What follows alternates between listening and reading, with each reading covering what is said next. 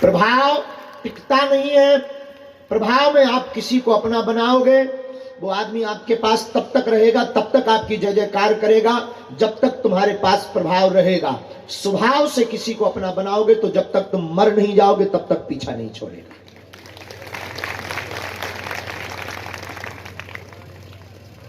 संसार का एक अमीर आदमी है, बहुत अमीर आदमी हुआ, बिल गेट्स।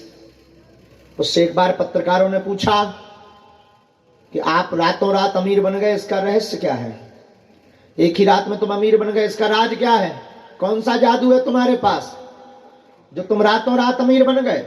उसने टेबल पर हाथ ठोक कर कहा, हाँ मैं रातों रात अमीर बन गया, इसमें कोई संदेह नहीं, और अगर कोई ये संदेह करे तो उसकी मूर्खता है।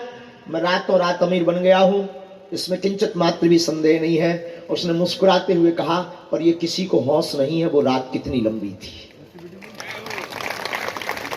और दुनिया आपकी चमक देखती है। जब आप उपलब्धि पर जाने लगेंगे तब लोग आपके पीछे लगेंगे।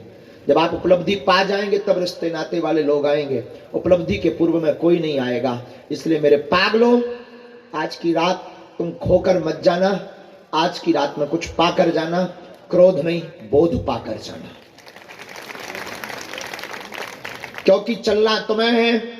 आधे से ज्यादा लोग इतनी जिंदगी खराब जीते हैं, कई बार हमें बड़ी हंसी आती, वो सोचते हैं कि कोई दूसरा कर दे, फल हमें मिल जाए।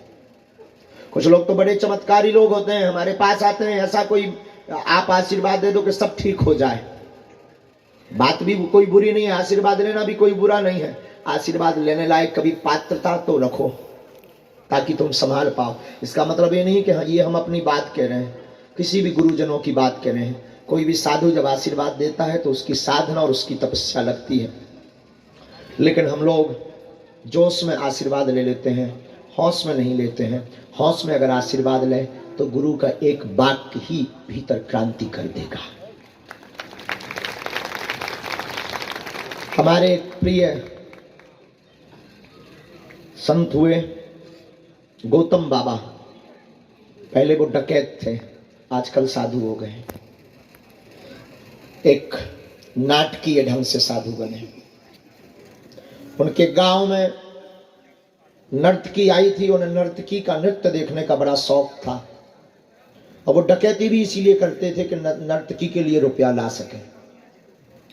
यही कोई ठंड का महीना रहा होगा, माघ या पूस का। ठंड के महीने में वो नर्तकी का नृत्य देखने गए। और याद रखना, भीतर क्रांति कब हो जाए खबर नहीं है। कई लोग हमसे कहते हैं कि बार बार कथा क्यों सुनना है, वही चीज बार बार सुनने से क्या फायदा है। हम कहते हैं बार बार सुनो, ना जाने कौन सा शब्द तुम्हारे दिल और दिमाग पर चोट कर जाए। वो नर्तकी का नृत्य देखने गए। उस नर्तकी ने इनको देखकर, वो पहचान गई कि वही है जो बहुत रुपया लुटाता है। उस नर्तकी ने इनको देखकर गीत अपने भाव से गाया, इनको चोट कर गया। उस गीत के बोल थे, बुंदेली भाव में ही था, सबरी मत बिगाड़, आधी बिगड़ गई धोखे से। और इनका दिमाग खुल गया कि आधा जीवन तो धोखे से निकल गया, अब पूरा जीवन ना मेरा बिगड़ जावे। इस नर्तकी का ऐसा कहना है। और उन्होंने हमें बाकिया बताया, बोले महाराज जी, हमने उसी रात को पूरा रुपया उसके चरणों में रख दिया और उसको प्रणाम किया, और उसके बाद बंदूक वहीं गांव के बाहर फेंक कर हम फिर चित्रकूट से होते हुए बागेश्वर धाम आ गए।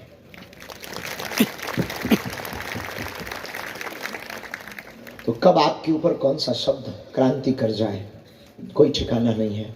लेकिन हम फिर कहेंगे, कोई भी शब्द क्रांति तब करेगा जब आप बोध में बैठेंगे। बोध का मतलब ये प्रतिज्ञा लेकर बैठेंगे कि हम कुछ लेकर आएंगे और वो हम करके मानेंगे, तभी। सुना तो आपने भी बहुत है, लेकिन बदमाश आप बहुत नंबर 1 के हो। कितनी कथाएं नहीं सुनी और कितने चैनल नहीं तुम देख रहे। 18 चैनल खोलते हो, 19 बाबा तुम्हें मिलते हैं, लेकिन ना तुम टिकते ना वो बाबा टिकते हैं, ना उनकी बातें टिकती ना तुम आज तक टिक पाए। और भटके भटके यहाँ भी बैठो, यही हाल हमारे साथ भी होने वाला है जो तुम अन्य के साथ कर चुके, तय है। यहाँ से भी जाने के बाद तुम यहाँ से रहलाओगे, जाने के बाद फिर यही कहोगे 5 दिन डले रहे, कुछ नहीं हुआ। कुछ तो ये भी बोलेंगे कि अपने अपनों के पर्चा बना दिए, कुछ तो ये भी बोलेंगे वहां तो सब सेटिंग का खेल है, मंत्री मिनिस्टर जाएंगे तो मिल पाएगी। कुछ तो ये भी बोलेंगे कि अब उनकी कृपा तो बड़े लोगों तक सीमित रह गई है। कुछ तो ये भी बोल कर जाएंगे शायद हमारा कोई पाप रह गया इसलिए नहीं सुनी भगवान ने। कुछ ये भी बोल कर जाएंगे शायद भगवान हमसे नाराज है। कुछ ये भी बोल कर जाएंगे अगली बार में अर्जी पक्का है, लग जाएगी, बागेश्वर धाम जाएंगे वहां सुन लेंगे। और ये कब तक तुम करोगे? ये बातें तुम कब तक करोगे? कब तक तुम भटकोगे? कब तक तुम अपने प्रश्नों के उत्तर दूसरों से लोगे?